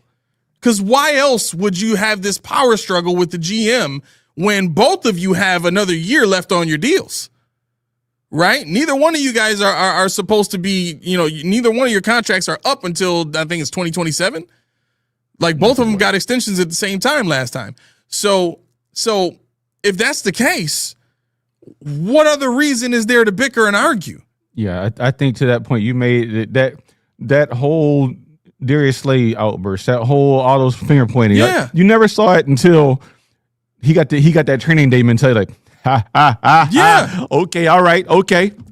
You gonna do this to me? You gonna do this to me? And that's You mother. I'm putting case on all you mother 23 hours in solitary. But no, and that's I think where Sean McDermott's breaking point. And Terry Pegula, you ain't spit for what you did. I saw, you don't know what I saw. Let me explain this to you guys. I've talked to people that weren't here yet, but I've talked to people. And let me paint this picture. You're here. Your hands in your head. Your head in your hands, rather. Your puppy just died. Mm-hmm. Not a puppy, just your 13-year-old dog. A lifelong companion for some kids. And you bawling your eyes out. He come tap your shoulder. It's okay. It lived a long life, though. Mm-hmm. You hear something like that, it triggers you. Because it doesn't make it better. Sometimes it makes it worse. You go into a guy that's inconsolable and say, it was a catch. Meaning, everything you worked for this whole season Completely was out of touch. snatched from your hands by the refs. And you knew what you would, and you used that as an excuse to fire. You knew you were going to fire this guy. It didn't matter what he did. This was like Coach Boone from Any Given Sunday. Remember the Titans. You knew. And Sean McDermott knew. And it's like, okay, all right, okay. What else do you want me to do? You're not giving me the players I want. See, this is my mind state.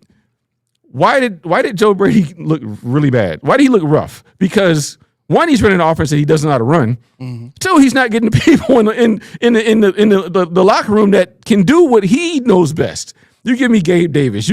Was he a coach for Gabe Davis? Was he a coach for Brandon Cooks and Miko Hartman and Curtis Samuel and John? No, none of those dudes fit what he does. Yeah. And my thing is like Beane and Pegula, they knew this was a transition. Am I too loud? No. Okay. They knew it was a transition process. And they're like, you know what? To hell with that offense. We're gonna do what we got to do to sustain it. Mm-hmm. But after this year, Curtis Samuel, you're gone. David Anderson and Connor McGovern, you might be gone depending on what kind of offensive line we want. Cromer's gone. Let's retool this thing. Yeah. So Waddle didn't happen. So Olave didn't happen. So in Jigba, well, I wasn't even. What was the other one? That was it was Olave, Waddle.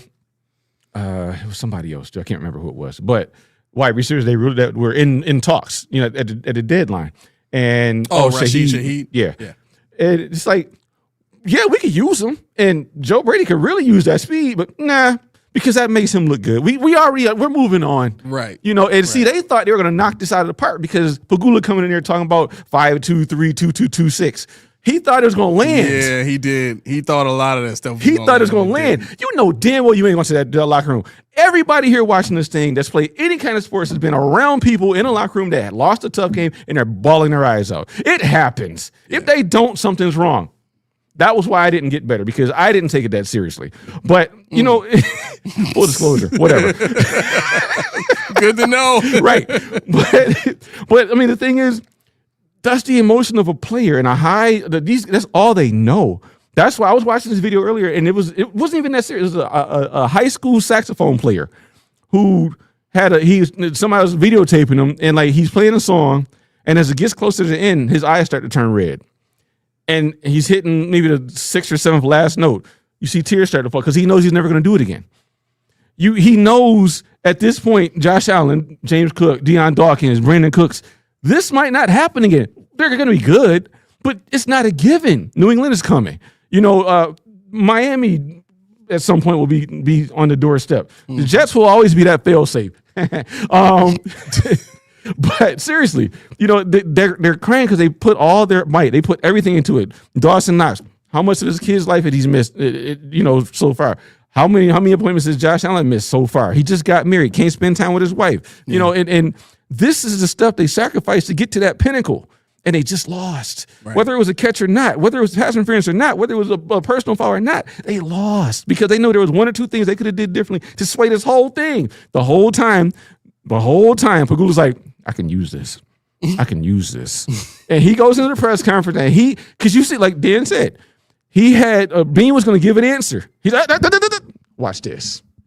This guy here, that's going to be in our graces for the next long time, had nothing to do with it. Trust this man because he's going to be here. He's my guy. That guy is a troll. That guy is a chump. That guy is a hack. He sucked. That's exactly why he did it. Exactly. Yeah. So when I look at the press conference, when I think about that kind of thing, I'm like, I didn't learn anything because it was poorly scripted. They look like you ever been to, well, you got kids, the younger kids, and you ever been to an assembly where it's two kids up front with that sheet of paper and they're reading, but the one misses the line and the other one's like looking at his paper like, wait, and it throws them both off. That's what happened. Beane had an answer. Pagula said, let me interject. And Beane's like, he looked at him like, okay. We got a super chat, I guess, from Billy D. Yeah, go ahead and add the rest of it though. I need to know the rest of it though. He said you're just talking about nothing. That's what he said. Damn, that's a harsh way of saying it. Shut up. He said, do this. Do I still have crickets? I don't think I have crickets anymore. I used to have crickets. But yeah, but that's Waddle's made. But my point is when people ask for these kind of people, when people ask for these commodities and they don't get them, that's like you being an artist and they won't supply you with the paintbrush, the paint, the easel. They won't supply you with any of that stuff. They just say, sit in this room. We'll bring it. We'll get it for you. We'll get you something like it. Yeah. I don't know. And nobody here really knows for sure what happened in that room. Now, my thing is, Jeremy White and Joe DiBiase had a good point. Draft night, McDermott and Joe Brady like, all right, cool. We getting a wide receiver bet, yeah. And you traded out we wanted Xavier Worthy. We'll just say, okay. So who else is on the board? Xavier Legette. Okay. All right. Well, wait, why are we trading back again? You can't afford it. Oh snap! You can't afford that first round capital. You want to trade back to second to lose that fourth. Okay. All right. Wow. Xavier Legette's gone. Beane, get us a freaking wide receiver. I'm begging you, get us a wide receiver. He's like, okay. Keon Coleman, Lad McConkey. We got Khalil Shakir already, but Keon Coleman is there. He ran a 4.57. He's talented, but he's slow. Presto, I got it. It's gonna be him. And I'm just glad that McDermott was the one that after the draft came out and said he's our ex. I'm glad it was him. I'm glad it wasn't. Wait, it was Beane that said he's our ex. McDermott said everybody got to earn it. Beane said he's our ex. They're on one accord, huh? It doesn't matter that they wanted Keon. It's just they had different ideas for how to employ him, how to deploy Keon. And they started him, saw that he didn't work, and they got hamstrung into it. They got stuck. Yeah. We got another super chat here. Before that, Billy D did mean to put something in his super chat. Yeah, I saw that. What did he say? He said, beans are the magical fruit that the more you eat, the more you know the rest. We see the snake in their grass. Yeah. Okay. I mean, I don't know why it didn't show up. That's weird. It didn't there because I don't think he wrote it. I think he must have hit the button or something. I'm mistaken. Yeah, he probably accidentally hit enter. Okay. Real quick, before I read the super chat here, I've been able to orchestrate the screen here so that I can see the call-in line and the other screen that we're using. I don't have to switch back and forth now. So if you have something you need to get off your chest, if you want to call in and rant, if you have a question or something like that, or you just want to call in just to be on the show and be a part of what we're doing here, go ahead and click that link. It's at the top of the chat there. It's pinned up there. Go ahead and get in here. We'll have it open for the rest of the show going all the way through 7:30. All right. So super chat. Richie Fresh says, I'm not tripping at all when I say the Pats had a golden path all year to a Super Bowl. Bum Herbert, trash Stroud, and now Stidham. Let me know when they have it harder. To be fair, the Bills were on the same track. Mm-hmm. To be fair, the Bills were on the same track. Did you see that thing that said that CJ Stroud ain't nothing but Charlie Batch? CJ Stroud ain't nothing but Charlie Batch. Then they had them like side by side. They look like father and son, big brother, little brother. It was uncanny how they looked. And then Charlie Batch responded. He's like, "Oh, y'all throwing strays at me now? Y'all throwing strays?" That's hilarious. Oh man, that's great. That was funny. Yep. Stevie says Bills led Denver 27-23 with under three minutes to go. With over 60 yards to go, all McDermott needed to do was make one stop. And what happened? Got tight, didn't call a timeout when Dane Jackson went in. I think that has a lot to do with it. I mean, again, there's, and tell me what you think about this, because I know that, you know, we've had some criticisms of Josh Allen, you know, recently, but there are a lot of people like Tori who are all about like smacking Josh about his play in this game. And I understand the importance of not turning the ball over, but we have literally witnessed a franchise quarterback, quite possibly the best player in the world right now in this game, throw for 4,000 yards and 15 interceptions and like 40 touchdowns all in the same season and be considered for an MVP. The interceptions that he threw in you know 2 or 3 games that, you know, they lost possessions on, that, you know, and realistically some of those games they won, actually, that he threw, you know, a bunch of interceptions in, but you might have had like 1 or 2 in the season that they didn't win. You know, and he ends up with 15 interceptions that season, and people are like, oh, you got to stop throwing interceptions. Well, my point still stands. In the playoffs, what are his statistics? He might be top 3 now, but he's still top 3 in terms of touchdown interception ratio in the playoffs, right? So what does that tell you? The regular season is okay for interceptions. You throw interceptions, you got another game you play in the following week. Not a big deal. If it was that serious, they would sit him down every time he threw an interception. Like, let's really think about that for a second. If it was that serious, they would sit him down after every interception, the same way that Sean McDermott was out here sitting people down for fumbling. Just my boy. Right. James, right, because he did. Matter of fact, didn't he do it in the he may have in the playoff game. He sat him down for a series or something like that, and had Ray Davis come out there for something. I mean, it's weird stuff, but I think at the end of the day, we have to get to a place where we understand that we have a gunslinger at quarterback, and it's okay. People in Green Bay had to get used to Brett Favre being a gunslinger. I think the problem with the gunslinger in Buffalo right now is the fact that the gunslinger mentality in our offense is magnified by the fact that it's a no margin for error offense, because you don't have a great defense. You don't have a great that, and you don't have a propensity to make big plays. So yeah, that too. That's Josh Allen when he was throwing 40 touchdowns or whatever the case may be, 15 interceptions, whatever. Right. But when you got 23 touchdowns, you got 10 interceptions. Like, yeah, that's a problem. Do you guys watch any of Kurt Warner's breakdowns? No, I used to. I watched one a while back, but I miss them all. He broke down the game, and it was so interesting seeing some of the plays where Allen, like, he was basically explaining that the design of the play was set up where everything is on Allen to be perfect, or else it's just not going to work out. With the way the progressions worked, he was like, there's no rhyme or reason to the way they're doing this. There's no, set timing or anything like that. And he was just breaking down some of the stuff, and he was like, this is making it as hard as it can be on him. Yeah. I saw a couple of comments about Keon about Leggett was a miss and McConkey was a miss. Believe it or not, I ran a query for the last 4 years of rookie wide receivers. Keon ranks like 12th in performance out of all of them. For the last, he was the 33rd highest draft pick. Now that's over 4 years, so you have multiple number 2 overalls, whatever the case may be. But he was the 33rd highest selection.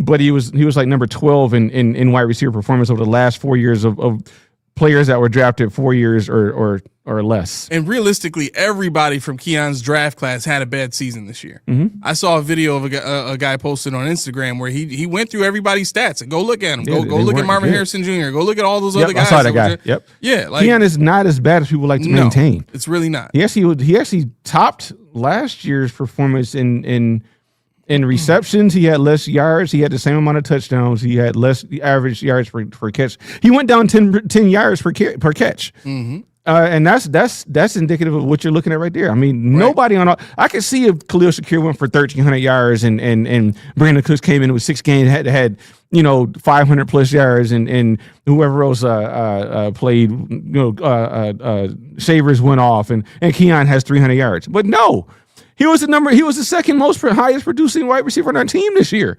That's an indictment on the team and the scheme, not him. I mean, like you said, I think maybe you or Dan said, but the next guy, whoever it is, maybe Daboll, whoever the case may be, Shakir, you're talented.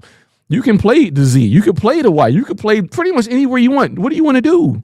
And then I'll put Keon in that slot. Or you can, you run motions and get favorable matchups. This team last year, the year previous to that, were too heavy on winning man-on-man routes. Man-on-man pass rushes, man-on-man offensive blocking. Mm-hmm. They were too heavy. They didn't realize there was deficiencies with people. Greg Rousseau is not going to beat a man head up off the edge, but maybe he can stunt. Osiris Torrance, he's never going to be a pin and pull guy. He's always going to be the pin guy. Right. He ain't never going to pull. Right. Why you make him do it? But you get somebody in there that knows how to finesse this thing, it'll look a little different. If anybody's interested in hearing a rant at T-Dog for coming at Josh Allen right now, I'm all for it. And I'm cocked and ready to go. No, I don't want to hear no rant. I mean, I think he's just in there getting it off. He's just a Pats fan. Yeah, he's getting it off. It's all right. Oh, is that what it is? He's not good. He's not Superman. Come back down to earth. I mean, 0-5 in the playoffs. Like I got time. Nah, I got time. I mean, I don't have. I mean, we got more stuff. I ain't got that kind of time. So he brought up the 13 seconds as if that was bad on Josh. What? That was his best playoff game. Oh my God! That playoff season was the greatest quarterback playoff season that's ever happened. Like, he made literally no mistakes that whole playoff round. You played a 4th place schedule this season. A 4th place schedule this season. And incorporate into that, the AFC East in particular played an extremely easy schedule overall. So you played the easiest of teams, right? You did that with Drake May, Stephon Diggs, Mac Hollins. You're taking our players on offense and you're doing big things with them. Big freaking whoop. You should be. You should be with an easy schedule, a pretty good quarterback at this stage of his career. He's ahead of the curve. I'll give you that. You got a good quarterback. But let's not act like this team is so much further than the Bills right now. What killed the Bills this season is their coaching. The coaching, I'll put it like this. Coaching and the lack of elite talent on the roster. Because one thing about Josh Allen that we know is he can put a team on his back. We've seen it happen in 13 seconds. Right? It's not his fault that he's not on the field to play freaking defense. We have to stop acting like every single loss is on the quarterback and every win is on the quarterback. Wins and losses as a quarterback stat in general is bull. It's bull. Like we can't get into this narrative of Josh hasn't been able to pull it out. He's been Superman every single time the 2025 Bills step onto the field. Who is he playing with? Name one player on that offense that you are going to war with, that you are going to debate somebody online or in court for your life to prove that he's a good player, aside from Josh Allen and James Cook. Aside from those 2 players, who else on this offense are you going to war for and trying and putting your life on the line to argue that they're a good player? Nobody. I would throw Shakir in there and close the case. Nope. I would throw Shakir in there and close the case. I understand and I respect Shakir. He's a good player. But he is not on Cook's level. He is not on Josh Allen's level. I am not ready to put him there yet until I see him used in a real offense. We saw it a little bit last year with Joe Brady, and then they started putting him in bubble screen world. I'm not ready to just crown him because he's got a contract. I like him. He's a good player, but I'm not there yet with him. I respect everybody who is, right? But that still it still goes back to my point of everything that Josh has had to play with his entire career. He has a number 1 receiver, doesn't get a number 2 receiver. He ends up with Gabe Davis, who's a number 3, number 4 at best. And that's who you're stuck with. He gets Emmanuel Sanders as his number 2. The best number 2 he's ever had is John Brown, who was hurt most of the season. Well, like I mean, Cole Beasley, if you want it, but he only had him for 2 years. So what? Like again, who did Josh Allen have? Meanwhile, Drake May has got freaking Hunter Henry, who's shown that he can be a great tight end in the NFL. He's got Stephon Diggs playing slot receiver, which is a mismatch every single week. He's got Kayshon Boutte, who stepped up this season and played extremely well under the tutelage of Stephon Diggs. You didn't think I knew that, but I did. And then you got Mac Hollins, who can't seem to not play above his grade level. Right. He can't seem to not play above his grade level. So you factor that in with you drafted a pretty darn good left tackle that can keep you upright. And oh, by the way, something I talked about at the beginning of the season, you got an offensive coordinator who doesn't want to become a head coach anymore because he's tried it twice, it doesn't work. And he happens to be one of the best offensive minds in the league, still working with young quarterbacks. Hey, T-Dog, if the quarterback's making those guys better, how about we compare Diggs and Holland's stats with Allen versus the stats with May? Oh, it's not even close. It's not even close. If your quarterback is that great and ours is so bad, then why? I guarantee the numbers are lopsided like crazy. I guarantee. All right, so we'll move on from that. Yeah. Do you want to go back to that poll that we did about the DC? Yes. Yeah, what you got? So, did you throw a 4th one in there, or did you just go to 3? yeah, we did Anthony Weaver, Jim Schwartz, That's right, Orr. Raheem Morris, and Zach Orr. Mm-hmm. You guys want to guess the order again? What were the names again? Anthony Weaver, Jim Schwartz, Raheem Morris, and Zach Orr. Schwartz won. I'm going to say Raheem Morris is 4th, just because. Whoa, really? I think because nobody talks about him, I don't think anybody has him on their bingo card at all. Just not my personal thought, but I think that's how it's going to play out. Weaver would be 3rd, and I think Orr should be 2nd. I don't think Weaver should be high at all. I think Weaver's going to be last. I think we have Jim Schwartz, and I think just based off familiarity with name, I think Raheem Morris is going to be 2nd. I think the defense that people are seeing, that people have seen in Baltimore, with Zach Orr has been. It was really good last year, and then this year not so great. They had a bunch of injuries and stuff like that, so people kind of question how good he is really. And then Weaver is 4th. So Zach Orr is actually 4th. Wow. But Jim Schwartz is way ahead at 73%. Oh, I'm sure. Yeah, 73. I love it. And then Anthony Weaver and Raheem Morris are tied. Whoa!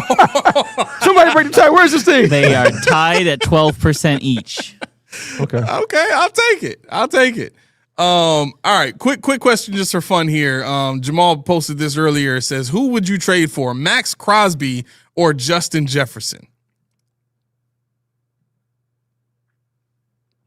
Okay, so we're assuming we're not running a 12 anymore. It's going to be Jefferson. If we're assuming we're running a real offense, Jefferson. Oh, yeah. I mean, you can still run Jefferson with a 12. I don't want to do that. I don't want to do that. No. No. Okay, fair enough. Let's get to some more comments here. Did you have anything before we get to comments? I had another topic. Go ahead. Let's do it. We don't have a lot of time left. So go. Yeah, I was going back to the coaching thing. So I want to know what the sell was for the Buffalo job. Because they're going to say, we have Josh Allen. That's the sell. And I think anybody that's worth salt would say, and I saw the press conference. What else do I get? Because, do I how many championships did Josh Allen get the last guy? How many times, where is the last guy right now? I don't want to be like the last guy. So I need things. Now this got to be understood. I want, if I'm an offensive guy, I want wide receivers, real receivers. Mm-hmm. Can you do that? I want to know, who are my assistant coaches? What are we, what is our relationship dynamic? Because Beane said our relationship is going to be the same relationship as me and Sean. He's going to be reporting to me, but it's the same relationship as me and Sean. I don't like what happened with Jewish. I don't want that. But then my thing is, if I was a coach, what I would say is, I'd be like, Josh, This is what I know I want. This is what I know you're good at. Bounce your ideas off me, because you're no longer going to be Superman. You're going to be the face of the franchise because you're the quarterback, but you're no longer going to be that guy, because my job is to really make you 111. I say that because it's not fair to Josh to have to feel like he's got to be perfect all the time. My job is to insulate you with somebody else that if you're off, they're on. If they're off, you're on. If you guys are kind of 50-50, we can still win this thing. Like you said, James Cook, Josh Allen, it's over. That should be over. That whole thing is done. I don't want to hear any more about it. As long as we got Josh Allen, we win. Not because I don't believe it. I mean, like you said, it's not a quarterback stat, and I'm not as high as everybody else, but I know that he's elite. But my thing when I'm looking at everything is a 30-year-old Josh is going to be sitting right next to me, especially if I'm Brian Daboll, if I'm, we'll say, Uzinski or even Davis Webb. You are the guy that's going to be helping me keep my job. How can I, as your coach, facilitate this for you? What can we do to make it plausible and increase your longevity as a Buffalo Bills quarterback? I want to see you here at 40. I want to see you here at 41. I want to see you here at Tom Brady level with a couple of Lombardis behind your back. Mm-hmm. And that's the treatment that I don't think Josh is getting, because Josh has to be saved from himself. When people say, why is Josh not making a statement? Why should he? That's not required. Why is Josh doing interviews? I mean, he doesn't have to, but it's courtesy. But how much input does he really have? Are you really going to listen to what he said? We got Keon because of Josh. We got this because of Josh. But we're talking about head coaches. Are you going to get the Josh guy? Or are you going to get the Pagula Beane guy? Because we've seen the last two guys Pagula hired.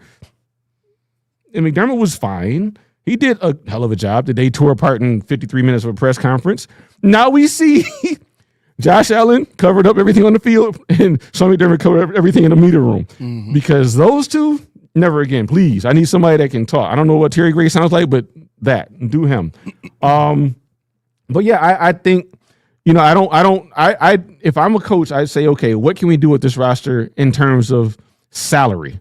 What can we move on from? What can we, finesse so I can get them off my books a little faster if I don't want them, because I don't want to be stuck with the picks that you made. I want to have some kind of say, and that's where Davis Webbs and Uzinski's, those guys that don't really have any background, kind of push me away, because I need somebody to come and say, you know what, I see what you did, don't like it, but look what I did.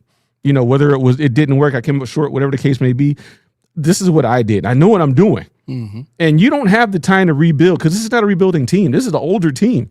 And you don't have time to rebuild from the ground up. We got to fix this now to get these trophies. That's all I care about. I don't want no good stories. I don't want nobody to be kumbaya in the locker room. That's not my major goal. If they do it, cool. Yeah, we want them like being here, but we got to do this thing now. Yep.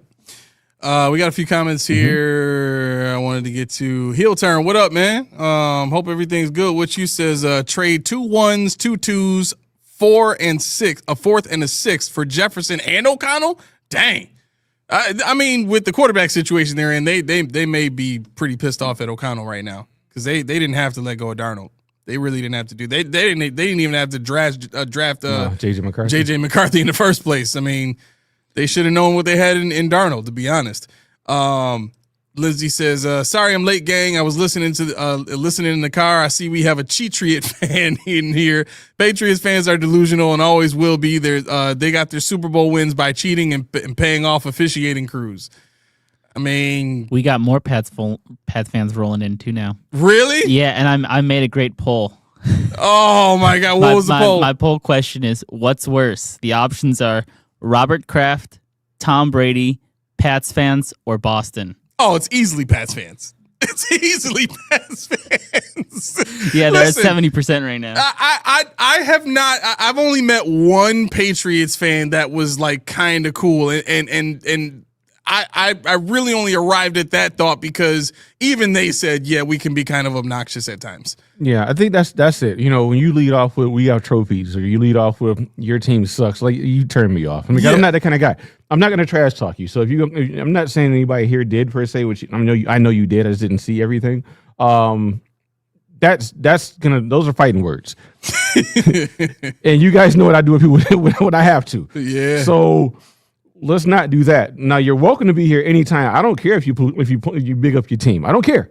Do it, because there's going to be a time when I come on your podcast or your team's podcast and I'm like, yo, all right, y'all got us that time. Okay, but you see, we coming for you. That's the friendly banter that we do. You know, I'm not going to sit here and talk about how you guys hired Gerard Mayo and ran him off because your owner's an idiot, this, that, and third. I'm not doing that. That's just trash, and that's a lot of what Patriots fans do, and it gives the good ones a bad name. I think, wait. You've been running your mouth all year. Pay your dues. Give me the address. Bruh, did you not hear? Hold on. What? I'll prove it to you right now. Keys, what was I saying about the Patriots at the beginning of the season, before the season started? That they were good. That they were going to be a dark horse. Yeah. Like I've been the only bit. Back when Mac was on the team, I was talking about like, yo, the Patriots are eventually going to get it together. Mm-hmm. They are not going to be bad forever. You cannot wait around. They are going to overtake you if you keep on playing around. Like, I've been the main person here saying this the entire time. I said it last year. I said them Pats are scary. Now you've actually got a good head coach, a guy that I respect and I think did a great job in Tennessee. Like, y'all, I don't know if y'all just trying to pick a fight. They trying to make me hate Stephon Diggs, and you know that's hard to do.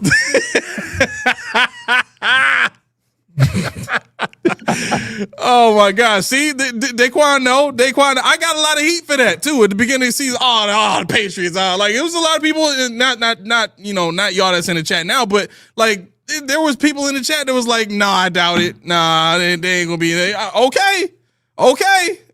I mean, I think what Pats fans have to be careful for, they have their opportunity this season. This is gonna be the season they have to get it done, because they're in a position where, like the Bills, they didn't have to go against Mahomes, against Burrow, against Lamar Jackson in the playoffs.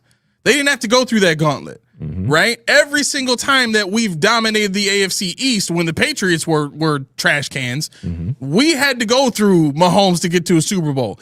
Guess what? Only one other team did it this entire decade. So you want to bang on the Bills? Nobody got it done, including Lamar Jackson. And Burrow only did it one time. Once. They played each other back to back. Right? Burrow lost 1 year. He got through the next year.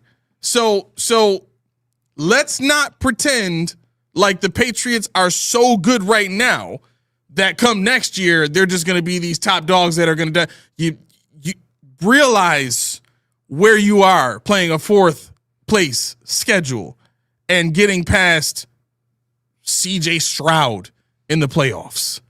And our NFC division that we played this year was the South. Yeah. So I mean, I'm not trying to tell y'all Pats fans to shut up. I'm just simply saying, like, we can respect each other. We don't have to do this. I was interested in if they won on was it Sunday? Yeah, they're playing on Sunday. I almost was gonna watch football this weekend, but I'm not now. So T-Dog, you're the reason. Yeah, and what's crazy about this is I'm confident in my Bills fandom enough to say this. I was actually rooting for the Patriots to make it so that Steph Diggs and Matt Collins can get one. I want to see. I would love to see. I'm so serious when I say yes, exactly. Can you Matt Collins has already got one. I think he got one with the Eagles. Yeah. But Steph Diggs don't. Nope. I would love to see him end his career with a ring. I love that guy. Yeah. You know what I'm saying? So and Drake May, I love the arc he's on. I like Mike Vrabel. Like, I like a lot of people in New England.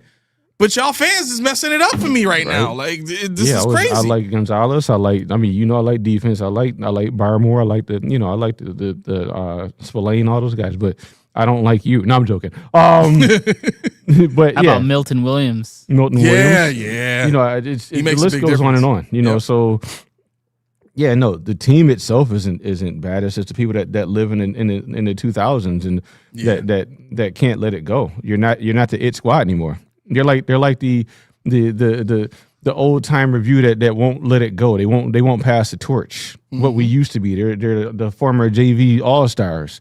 You know, remember back in 2000, nobody cares because you can cite your two favorite football Super Bowl teams. I don't care at this point. Knock yourself out. I'm not saying it, but you can say it. Giants 1 and Giants 2, baby. The best Super Bowl quarterback of all time, And Eli Manning. I'm not gonna stop, but you That's can all say I gotta it. say. Listen, Pats fans, all y'all can talk all the I want. At the end of the day, Eli Manning. Yo, That's all I gotta say. T-Dog said, "Take your Yankees head off." I don't watch baseball. You bum. Get out of here, dude. Yo, chat. Y'all got a green light on these boys. Get him. Green We light tried. these boys. Let him have it. Yep. Take them out. But you know what? You have anything else? Nah, I'm good. Because I was just gonna say, T-Dog, you forced my hand. Uh-oh. Everybody can get some Reese's tea, but T's dog. Oh, that's a punishment. Because, you know, I hope all the things in life that are unfortunate happen to you and nobody else but you.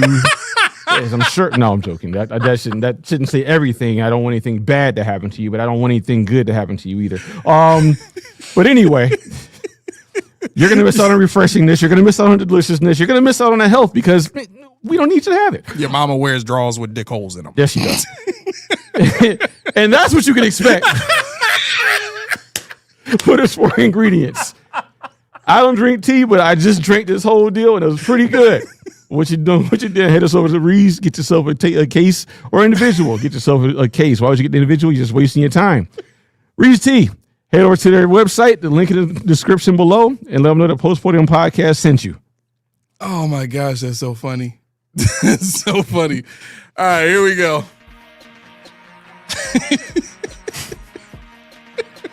And that's what you can expect. This is why people watch the show. It's gotta be. This is why people watch the show. Oh my gosh. All right. We got 111 people in here right now. And How many likes we got? Yeah, Dan, how many likes we got? 51. 51. That's it? That's what No, I'm we seeing on got my to end. jump that up. We got to jump that up. Come on. I'll wait. I'll wait. Jump them up. Come on. All right, no, seriously. Thank you to everybody who tuned in and stuck with us this entire time. We Even really T-Dog. appreciate it. Even T-Dog, yeah. We got the interesting. poll up to 74% Pats fans. See? Yeah, because T-Dog helped it out. Yeah, that's right. They're going to let it breathe. You do it to yourself. We gave you the rope. You hung yourself. Oh, snap. Aramis should hold his breath until he gets 100 likes. Spin, you would love that, wouldn't you? There wouldn't be anybody around to talk about realness on this Bills team. At all. All right. Thank you very much for tuning in to the Post Podium Podcast. Listen, if you're interested in helping us out a little bit, the freest way to do it is hit that like button, hit that subscribe button, hit that bell, make that thing Ring-a-ling-a-ling. so that you can get notifications when we send notifications.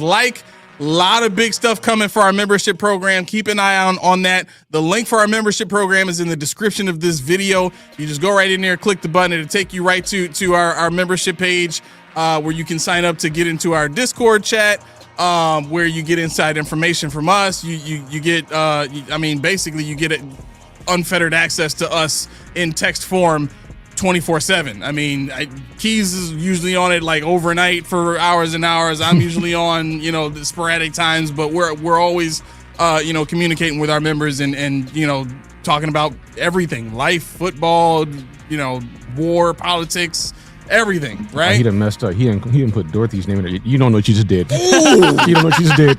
Oh, Dorothy, get him. You don't know what you Dorothy, just get did. him. Ooh. She gonna be in all your favorite Patriots podcasts. Oh, she chats, gonna find you. getting on your ass. She gonna find you. I'm telling you right We now. ain't even joking. Oh man, yep, there she goes. Shut up, clown. Here it comes. You done did it now, bro. You done did it now. Listen, thank you again. This has been the Post Podium Podcast, home of y'all truth, no sodium takes. I have been your co-host, Aramis. It's 40 Keys. And for Smitty on the ones and twos. Go Sabres. Oh, Yeah, All go right, Sabres. yeah, we got to do that now because our season is over. All right, y'all have a great night. Enjoy the Sabres game. See you later.